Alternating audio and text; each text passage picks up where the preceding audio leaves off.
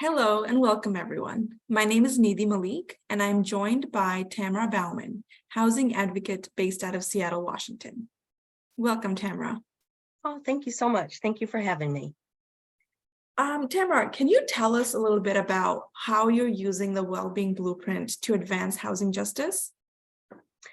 Yeah, I'm actually one of the board members of our Continuum of Care in Seattle, King County, and our board is responsible for the oversight and the operations of our homeless response system.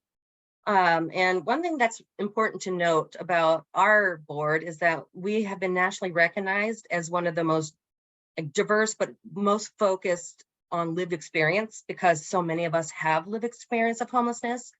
And so that's one thing I wanted to really uplift because it makes us unique. And it also feeds into why the Wellbeing Blueprint and its principles are so important.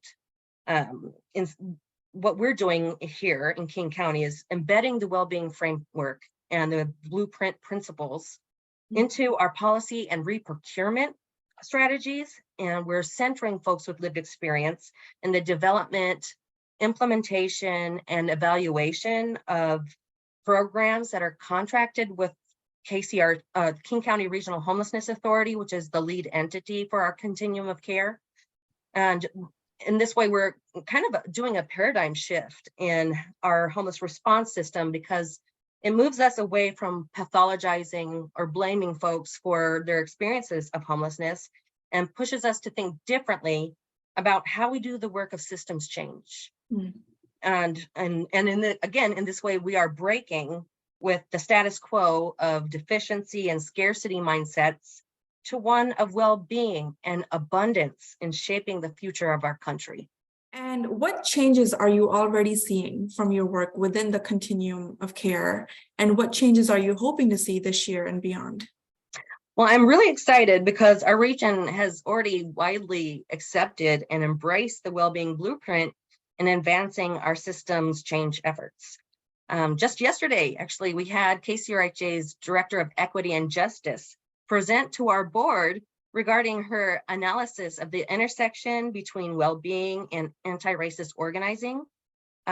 This is, again, a huge success for our local homeless response system because we have essentially garnered the support and buy-in from our COC lead, which we hope will eventually lead to a shift in public policy and disproving the dominant narrative around homelessness as a function of deficiency.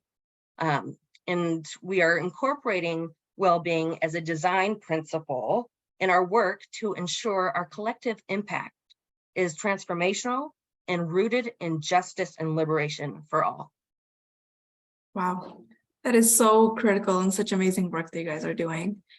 And finally, what can people in other parts of the country learn from the work that's happening in Seattle, King County? And where can people start if they're interested in doing something similar with their own local continuum of care? I encourage folks to reach out to their local COC or HUD regional office to see what opportunities might be available to elevate their local values and priorities. And also, if possible, join the board, your COC board, or any resident action councils to advocate for housing policies and practices that really uplift and amplify the wisdom and leadership of people with lived experiences of homelessness. Attend as many public meetings as you can to provide feedback on how your systems are operating and why it is so important to have this work led by and for people with lived experience. I could go on, but I think that's sufficient for now. Thank you so much for being here with us today, Tamara, and for sharing the work that you're doing and the impact that your work has had on the community in King County. Thank you so much for having me. I really appreciate it.